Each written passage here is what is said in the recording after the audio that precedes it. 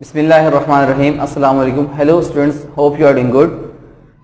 आज हम अपना न्यू चैप्टर स्टार्ट करेंगे, that is solving a biological method, solving a biological problem. ये हमारा चैप्टर नंबर 2 है हमारी बुक का।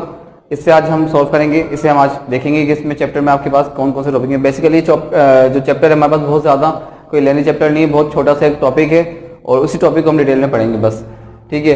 तो सबसे पहले देखें बायोलॉजिकल मेथड। बायोलॉजिकल मेथड होता क्या है? It is a step wise method to solve a biological problem. यानी किसी भी बायोलॉजिकल प्रॉब्लम को, किसी भी प्रॉब्लम को सॉल्व करने के लिए, बायोलॉजिकल प्रॉब्लम से मुराद वो प्रॉब्लम जो कि लिविंग ऑर्गेनिज्म से, लिविंग बीइंग से रिलेटेड हो, ठीक है। तो उस प्रॉब्लम को हम सॉल्व करने के लिए जो प्रोसेस अडॉप्ट करते हैं उस प्रोसेस का नाम है बायोलॉजिकल मेथड। ये एक स्टेप वाइज प्रोसेस है जो कि स्टेप बाय स्टेप मतलब एक के बाद एक स्टेप फॉलो करते हैं और हम इस तरीके से अपने उस प्रॉब्लम को सॉल्व करते हैं। इसके स्टेप देखें यहाँ पर। नंबर 1, स्टेप नंबर 1 है ऑब्जर्वेशन हमारे पास। उसके बाद है हाइपोथेसिस। हाइपोथेसिस दो तरीके से बनाया जाता है, इंडक्टिव और डिडक्टिव।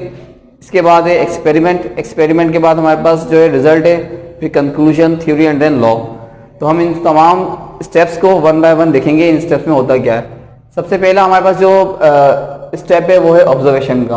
ऑब्जर्वेशन बेसिकली होता क्या है? It is a process of noticing और जजिंग और एनी न्यू चेंज, ठीक है। मतलब किसी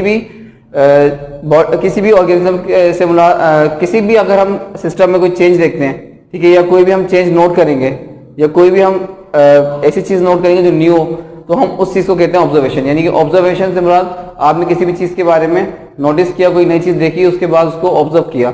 ऑब्जर्वेशन दो तरीके से होता है, एक तो होता है क्वालिटेटिव और दूसरा क्वांटिटेटिव सॉरी। तो क्वालिटेटिव जो है by use of senses, that is यानी अपनी सेंसेस का इस्तेमाल करते हुए जो आप ऑब्जर्वेशन बनाते हैं उसे कहते हैं क्वालिटेटिव। यानी कि हमारे पास 5 सेंसेस होती हैं, sense of smell, sense of hearing, sense of vision, sense of taste and sense of touch. तो इन पांचों सेंसेस को यूज करते हुए जो हम ऑब्जर्वेशन बनाते हैं उसे हम कहते हैं क्वालिटेटिव। लेकिन क्वालिटेटिव ऑब्जर्वेशन में हम सिर्फ और सिर्फ किसी चीज की क्वालिटी बता सकते हैं, उसकी क्वांटिटी नहीं बता सकते। इसके बाद अभी मैं इसकी एग्जाम्पल आपको देने वाला हूँ, ठीक है। अभी देखिए उसके बाद दूसरा हमारे पास कैसा है ऑब्जर्वेशन की दूसरी टाइप कौन सी होती है, वो है क्वांटिटेटिव। क्वांटिटेटिव ऑब्जर्वेशन में क्या होता है कि हम इसमें जो है साइंटिफिक इक्विपमेंट्स यूज करते हैं। इसमें हम नंबरिंग्स यूज करते हैं एक्सप्रेस करने के लिए डेटा की शक्ल में, जो कि बहुत और ये वेरिएबल भी होता है, एक्यूरेसी भी इसमें बहुत ज़्यादा होती है क्योंकि इसमें हम नंबरिंग यूज करते हैं। सपोज कि अगर कोई आपके पास आके कहता है कि ये एक फ्लावर है, आपके हाथ में कोई फ्लावर है, ठीक है, आपको कोई आके कहता है कि इस फ्लावर की खुशबू बहुत अच्छी है या इसमें बहुत ज़्यादा खुशबू है, ठीक। तो आप अगर खुशबू को, स्मेल को आप देखें, आप उसको की खुशबू सूंघेंगे तो आपको खुशबू आप सूंघ सकते हैं कि खुशबू है या नहीं, उसमें ज़्यादा या कम है। कम या ज़्यादा होना किसी चीज़ की क्वालिटी है, आप ये नहीं बता सकते उसमें कितनी खुशबू है। आपने उसको कोई नंबरिंग में उसको नोट नहीं कर सकते, आप उसको एक्सप्रेस नहीं कर सकते कि कितनी है। इसी तरीके से अगर आप बोल सकते हैं कि टेस्ट की एग्जाम्पल लेते हैं हम।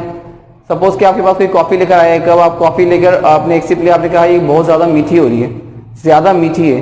अब आपने ये नहीं कहा कि इसमें 2 ग्राम चीनी है, 10 ग्राम चीनी है, आपने कहा कि ये ज़्यादा मीठी। कम या ज़्यादा ये क्वालिटी है, ये क्वांटिटी नहीं है।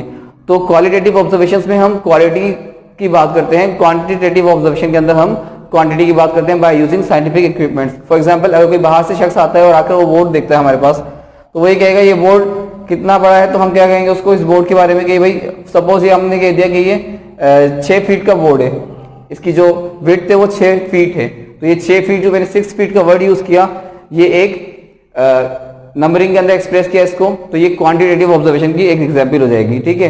तो क्वांटिटेटिव ऑब्जर्वेशन में हम उसको मेजर कर सकते हैं, उसे हम एक्सप्रेस कर सकते हैं इन द फॉर्म ऑफ नंबर्स।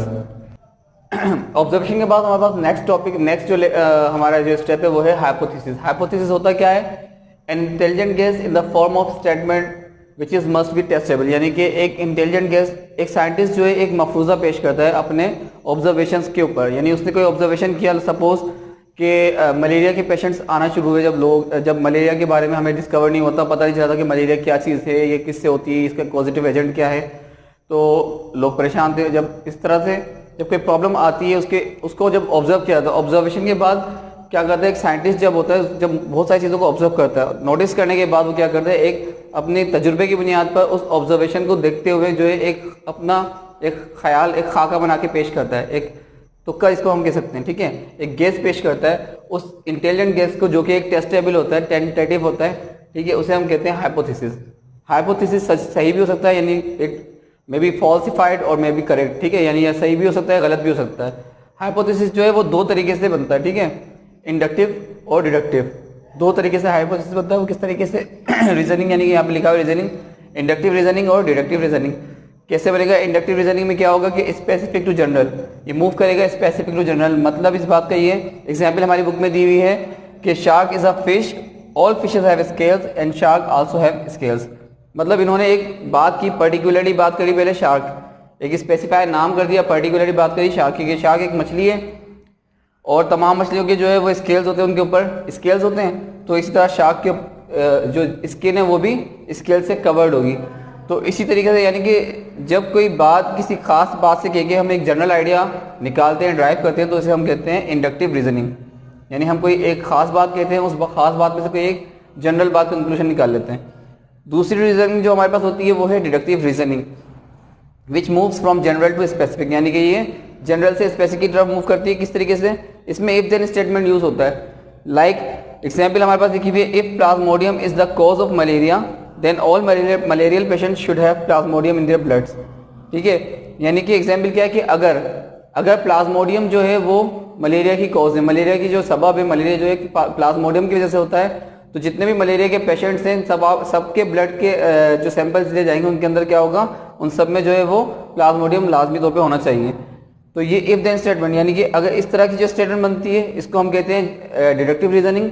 और जो ऊपर हमने एग्जांपल देखी थी फिशेस वाली की, हमने कोई एक खास बात कही, उसमें से एक जनरल आइडिया निकाल लिया। और यहाँ पर हमने अगर एक और एग्जाम्पल अगर हम देखते हैं डिडक्टिव रीजनिंग की, अब हम इसी को पलट के देख लेते हैं। जैसे कि डिडक्टिव में जैसे जनरल से स्पेसिफिक की तरफ हम देखते हैं, like all fishes have scales, जैसे तमाम की तमाम मछलियाँ जो हैं उनकी स्केल्स होती है, उनकी बॉडी स्केल से कवर्ड होती है। Shark is also a fish and shark also have scales, shark एक मछली है और शार्क की स्किन भी जो है वो स्केल से कवर्ड होती है। तो ये अगर मैंने इस एग्जाम्पल को पलट कर यहाँ पे बताया तो ये स्पेसिफिक से जनरल से स्पेसिफिक की बात की, पहले मैंने तमाम फिशेस की बात की, उसके बाद मैंने स्पेसिफिक की बात करी शार्क के बारे में। तो ये जब हमने इसको जनरल से स्पेसिफिक की तरफ मूव किया हमने, तो ये हमारे पास रीजनिंग की एग्जाम्पल आ गई, कौन सी? डिडक्टिव रीजनिंग की। इन दोनों रीजनिंग के बाद क्या होता है, इस स्टेटमेंट के बाद हमारे पास नेक्स्ट जो स्टेप आता है वो है एक्सपेरिमेंट का। एक्सपेरिमेंट क्या होता है? It is a practical performance of a scientist, यानी एक साइंटिस्ट जो है अपनी जो भी उसने हाइपोथेसिस कहा होता है, हाइपोथेसिस के बाद जो उसने रीजनिंग यानी अपनी हाइपोथेसिस को रीजनिंग क्या है, मतलब कि उस बात को उसने मजीद वजाहत करी है। ठीक है, तो रीजनिंग में जो बात कही जाती है उस बात की बुनियाद को उसको साबित करने के लिए साइंटिस्ट जो है परफॉर्म करते हैं प्रैक्टिकली, अपने उस बात को साबित करने के लिए कुछ एक्सपेरिमेंट्स करते हैं। ठीक है, यहाँ पे देखिए लिखा हुआ है based on inductive and deductive reasoning, यानी कि अपनी इंडक्टिव और डिडक्टिव रीजनिंग की बुनियाद के बेस के ऊपर जो है वो अपने एक्सपेरिमेंट्स को परफॉर्म करते हैं। और ये जो एक्सपेरिमेंट्स होते हैं ये दूसरे साइंटिस्ट जो है कई बार इन्हीं एक्सपेरिमेंट्स को मुख्तलिफ साइंटिस्ट जो है वो रिपीट करते हैं मेनी टाइम्स, इसको गलत साबित करने के लिए। क्योंकि जब एक कोई बात कही जाती है, कोई साइंटिस्ट किसी वर्क कर रहा है, किसी काम कर रहा है किसी चीज़ के ऊपर, उसने कोई बात कही, अगर उसने कोई हाइपोथेसिस पेश किया और उस हाइपोथेसिस को दूसरे साइंटिस्ट जब वो एक्सपेरिमेंट करेंगे तो वो कोशिश करेंगे कि इसे गलत साबित कर दें। तो इस चीज़ से क्या होता है कि अगर वो मेनी टाइम्स जो है जब वो उसके ऊपर एक्सपेरिमेंट कर रहे होते हैं तो उससे उस साइंटिस्ट का जिसने कि ये हाइपोथेसिस पेश किया है उसका जो है कॉन्फिडेंस लेवल बढ़ जाता है। अच्छा, एक्सपेरिमेंट जो है इसके दो तरीके होते हैं, एक तो कंट्रोल ग्रुप होता है, साइंटिस्ट ये जब एक्सपेरिमेंट करते हैं इसके दो तरीके कार होते हैं, एक तो कंट्रोल ग्रुप और दूसरा एक्सपेरिमेंटल ग्रुप। इसमें क्या होता है, कंट्रोल ग्रुप तो वो ग्रुप होता है जो हेल्दी पर्सन का होता है। ठीक, इसमें फॉर एग्जांपल अगर जैसे प्लाज्मोडियम की बात की थी हमने, मलेरिया की बात की थी, तो इसमें क्या किया इन्होंने कि एक एक्सपेरिमेंटल ग्रुप था जिसके अंदर इन्होंने 100 ऐसे लोग ऐसे पेशेंट्स ऐसे लोग जिनके ब्लड में क्या था, प्लाज्मोडियम मौजूद था, उनका ब्लड सैंपल लिया। यानी ब्लड सैंपल लिया 100 ऐसे लोगों का कि जिनके ब्लड के अंदर प्लाज्मोडियम मौजूद था, और 100 ऐसे ब्लड सैंपल लिए लोगों के जो हेल्दी थे जिनके अंदर कोई प्लाज्मोडियम नहीं था।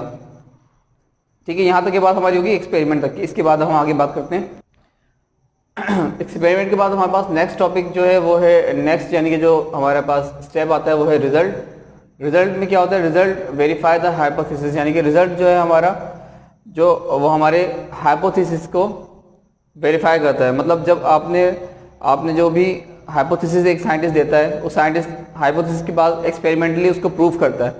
एक्सपेरिमेंट के बाद जो उसके रिजल्ट आते हैं तो रिजल्ट जो है उसको प्रूफ करते हैं। अगर उसका हाइपोथेसिस उसका जो एक्सपेरिमेंट के रिजल्ट हैं वो उसके हाइपोथेसिस करीब करीब होते हैं, तो वो कंक्लूजन बन जाता है उसके बाद, ठीक है। यानी कि आप देखें यहाँ पर क्या लिखा है, experimental group had Plasmodium in their blood, यानी रिजल्ट क्या आया हमारे पास पहले कि हमने दो ग्रुप बनाए थे, वहाँ पर एक ग्रुप था एक्सपेरिमेंटल ग्रुप और दूसरा ग्रुप था कंट्रोल ग्रुप। कंट्रोल ग्रुप में हेल्दी पर्सन्स के सैंपल लिए गए थे ब्लड ग्रुप के 100, और एक्सपेरिमेंटल के अंदर जो है हमने वो पेशेंट मलेरिया पेशेंट के जो ग्रुप पर्सन्स थे उनके ब्लड के अंदर जो प्लाज्मोडियम था उनके ब्लड सैंपल लिए थे 100 के।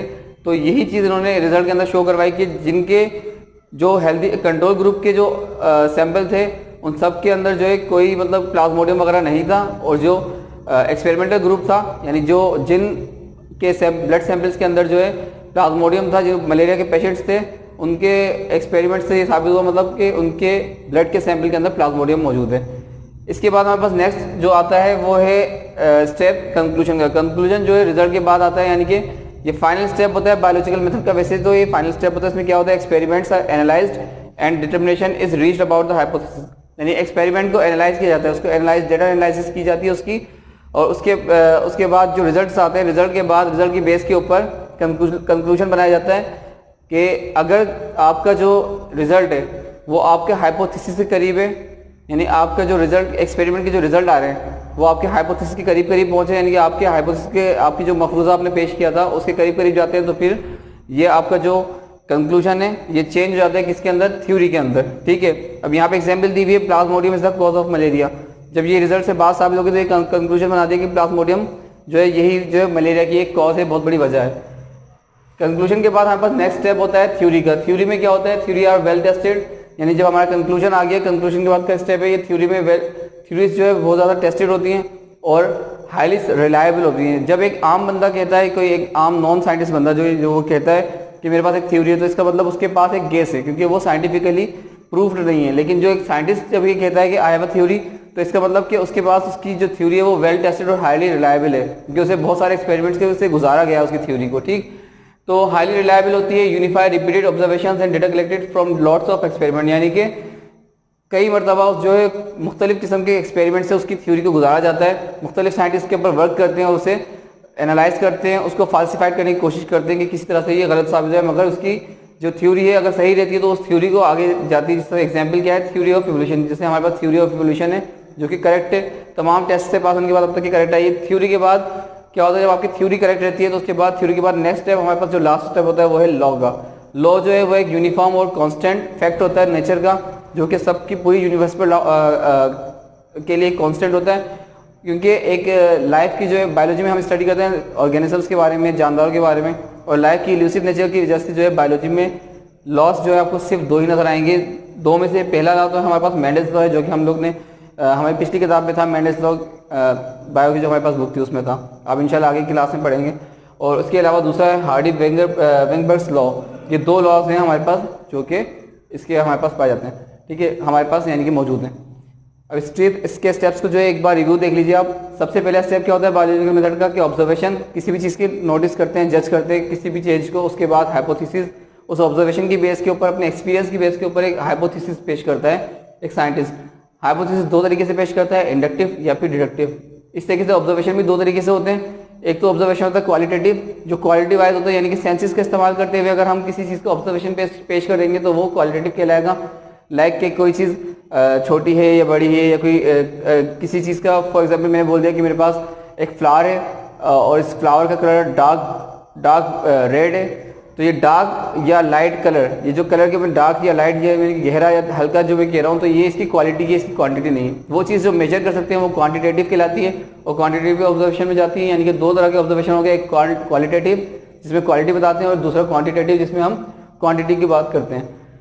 इसी तरह से हाइपोथेसिस बनाया जाता है ऑब्जर्वेशन की बेस के ऊपर। जब हाइपोथेसिस बन जाता है तो उस हाइपोथेसिस के दो तरीके से बनाया जाता है, यानी कि एक इंडक्टिव रीजनिंग के जरिए से, दूसरा डिडक्टिव रीजनिंग के जरिए से। यहाँ पे हमने बता दिया था इसको। इसके बाद हमारे पास एक्सपेरिमेंट आता है। एक्सपेरिमेंट में हम प्रैक्टिकली प्रूव करते हैं अपनी हाइपोथेसिस को, अपनी उस बात को जो हमें चेंज महसूस किया था, ठीक है। एक्सपेरिमेंट के बाद रिजल्ट्स बनाए जाते हैं, एक्सपेरिमेंट से जो रिजल्ट्स आते हैं, रिजल्ट्स के बाद कंक्लूजन। अगर आपका कंक्लूजन आपके हाइपोथेसिस से मैच करता है तो फिर वो कंक्लूजन थ्योरी में चेंज हो जाता है, थ्योरी के बाद लॉ आता है। लेकिन अगर आपका जो हाइपोथेसिस और आपकी जो है कंक्लूजन सही नहीं है तो फिर ये आपका कंक्लूजन रिवर्ट होता है दोबारा, और आपको थ्योरी से दोबारा सॉरी, आपको कंक्लूजन से दोबारा हाइपोथेसिस से दोबारा काम करना पड़ता है, अपने हाइपोथेसिस को चेंज करके दोबारा से आपको नए सिरे से सारा काम करना पड़ता है। That's all for today. ये हमारा जो आज का टॉपिक था ये कवर हो चुका है अल्हम्दुलिल्लाह, और अब हम इंशाल्लाह अपनी नेक्स्ट वीडियो में नेक्स्ट टॉपिक को कवर करेंगे और नेक्स्ट बात करेंगे चैप्टर के बारे में। तब तक के लिए अल्लाह हाफिज़।